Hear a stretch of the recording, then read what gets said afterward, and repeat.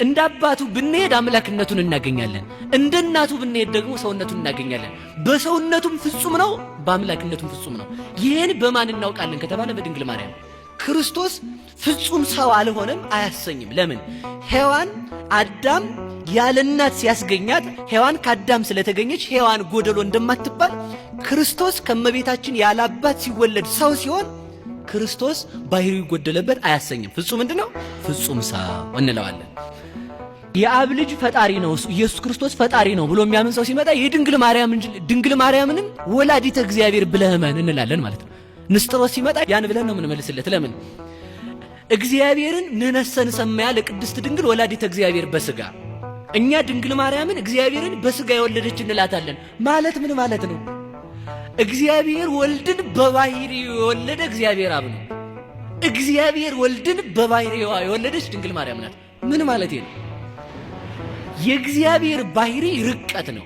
ምልአት፣ ስፋት፣ አይወሰኔነት፣ አለመመርመር፣ ሁሉን መቻል፣ ካህሊ ሁሉ መሆን። ከዚህም የተነሳ ነው መልአክ አላዳነንም መላእክት አያድኑንም የምንለው። መልአክ መሆን እንጂ መልአክ ሰው መሆን አይችልም። ሌላም ደግሞ እናምጣ። ሰውም አላዳነንም ነቢያት አላዳኑንም የምንለው ነቢያት ፍጡር ሆነው መቀጠል ይችላሉ እንጂ ከፍጡርነት ወጥተው አምላክ መሆን አይችሉም። እንስሳትም አላዳኑንም የምንለው እንስሳ ሆኖስ ይቀጥላል እስከ መጨረሻው ቴክኖሎጂ እስከፈለገው ድረስ ቢያድግ እርግጠኛው የምናገረው ነፍስን መስራት አይችልም። ዝንጀሮን ሰው ማድረግ አይችልም። ዝንጀሮ ከተማ እንድትለምድ ዳቦ አስለምዶ ሊያረጋት ይችላል። ዝንጀሮን ግን ሰው ማድረግ በፍጹም አይችልም። እነዚህ ሁሉ አላዳኑንም የምንለው ሁሉን የሚችለው እግዚአብሔር ነው። ሁሉን የሚችለው ነው ሰው የሆነው። ለምን ያመዋል ሰው? አዎ መልአክ አላዳነንም። አዎ አላዳነንም። እግዚአብሔር ግን አዳነን። እግዚአብሔር ሰው ሆነ። ለምን? እግዚአብሔር ሁሉን ይችላልና። ሁሉን ከቻለው ሰው መሆንም የሚችለው እግዚአብሔር ነው። ስለዚህ ልብ እንበል። ወልድን በባህሪው የወለደው አብ ነው። በባህሪው ማለት በእግዚአብሔርነቱ። ሰው ራሱን ሳያውቅ እግዚአብሔርን ልወቅ እያለ ድፍረቱ ማለት ነው። ምንድነው ማለት የፈለኩት? በዘመን የመጣ ሰው ዘመን የሌለውን እግዚአብሔርን ልመርምር ሲል ችግር እኮ ነው። አሁን ውጭ ላይ ምንድነው እየተሰራ ቢባል ወይ መረጃ ካላከለ ሰው ማወቅ አይችልም። አሁን ሰው እኔን ማወቅ ይችላል፣ እዚህ የተሰበሰበው ሰው አይችልም። ምን እያልኳችሁ ነው? እናንተ እኔ አለልም እንጂ አፈር ያብላችሁ ብል አታውቁትም ማለት ነው። በጊዜ የኖረ ሰው ያለ ጊዜ የኖረ እግዚአብሔርን ማወቅ አይችልም። ያ የማይታወቅ የማይመረመር ልጅ ያለው በባህሪው የወለደው እግዚአብሔር ብቻ ነው። ልብ እንበል። በባህሪዋ የወለደችው ደግሞ ድንግል ናት። ምን ማለቴ ነው? በባህሪዋ የወለደችው ስል ድንግል ማርያም ሰው ናት። የድንግል ማርያም ስጋ ይጨበጣል፣ ይያዛል፣ ይዳሰሳል፣ ይታያል፣ ግዙፍ ነው። በባህሪዋ የወለደችው ማለት ድንግል ማርያም እግዚአብሔርን በመለኮቱ ሳይሆን የወለደችው በሰውነቱ ነው። ማለት ምን ማለት ነው? ሩቅ መለኮትን ብቻ የወለደች ሳይሆን መለኮትን በስጋ ተዋህዶ ነው የወለደችው። ድንግል ማርያም ለእግዚአብሔር ወልድ የባህሪ እናቱ ናት። እንዴት ሊል ነው ሰውየው። እንግዲህ እንዴት ሲለኝ ጥያቄ የማቴዎስ ወንጌል ምዕራፍ 3 ላይ በዮርዳኖስ ሲጠመቅ ይህ ልጄ ነው ያለው ወይንስ እነዚህ ልጆቼ ናቸው ነው ያለው? ወይንስ በዚህ ላይ ያደረው ልጄ ነው ያለው? ይሄ ልጄ ነው አለ። ማንን? ስጋን ራሱን ማለት ነው። ለምን? ስጋ ማን ስለሆነ?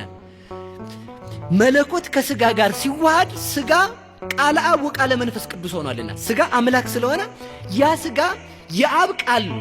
ያ ስጋ ከድንግል ማርያም ስጋን የተነሳው ያ ስጋ አካላዊ ቃል ሲዋሃደው ምን ሆኗል ማለት ነው? አምላክ ሆኗል። ስለዚህ በባህሪዋ ወለደችው። የባህሪ ልጅ ያለው እግዚአብሔር አብ ነው። የባህሪ ልጅ ያላት ድንግል ማርያም ናት። ዘመን የማይወስነው ልጅ ያለው እግዚአብሔር አብ ነው። ዘመን ወስኖት እንደ ሰውነቱ 5500 ዘመን ቀድሞት ከ5500 ዘመን በኋላ ዓለምን የሚያስረጅ ልጅ ፈጣሪ ልጅ አላት ድንግል ማርያም ናት። ስለዚህ ምን እንላታለን? አብ በባህሪው የወለደውን ድንግል ማርያም በባህሪው ወለደችው ማለት የሰው ባህሪ ሰው አይደለ? ስለዚህ ፍጹም ሰው የሆነው ከድንግል ማርያም ነው። አንድ ነገር ብቻ እናንሳ።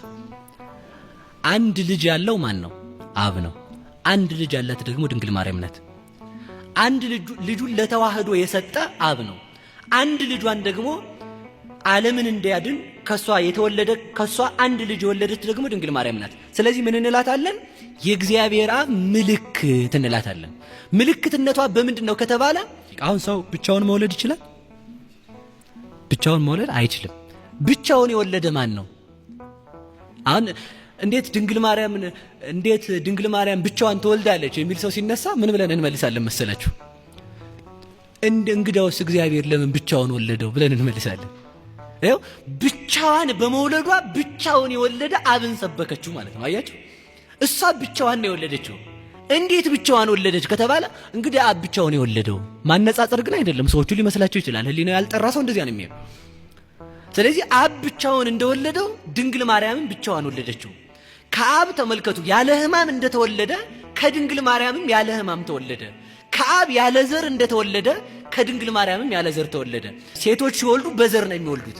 እሷ ግን ያለ ዘር በመጽነሷ ምክንያት ሴቶች ሲወልዱ የሚሰማቸው ሕመም ሳይሰማት ወለደችው። እሱ ደግሞ ሕፃናት ሲወለዱ የሚሰማቸው ሕመም ሳይሰማው ተወለደ ማለት ነው። ስለዚህ ምን እንላታለን? የተዋህዷችን ምልክት፣ የአብ መታወቂያ ብለን እንጠራታለን።